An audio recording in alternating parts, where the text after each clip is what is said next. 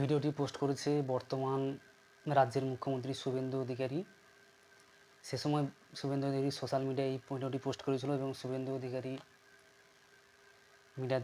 Social মিডিয়ায় বলেছে ফেসবুকে যে জিহাদিরা মমতা ব্যানার্জির জিহাদি পুলিশরা এই কাণ্ডটি করেছেন।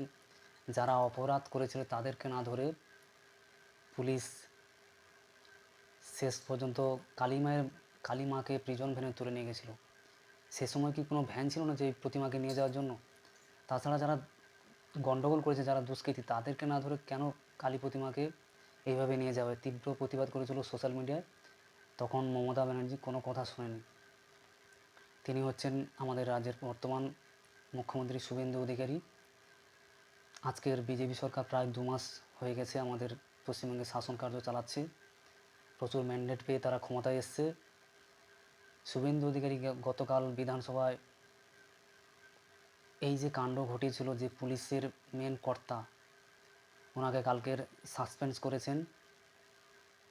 সেই উপলক্ষে কাকদ্বীপ শহর জুড়ে তথা কাকদ্বীপ বিধানসভায় বিজয় উৎসব মিছিল, লাড্ডু বিতরণ সব কিছু হয়েছে, আমরা দেখেছি। আমরা দেখে নেব সেই শুভেন্দু অধিকারী কী পদক্ষেপ নিয়েছিল বিধানসভা দাঁড়িয়ে, সেই মূল্যবান কথা আমরা দেখে নেব। মাতা কালীকে প্রিজন ভ্যানে তুলে থানায় নিয়ে যায়।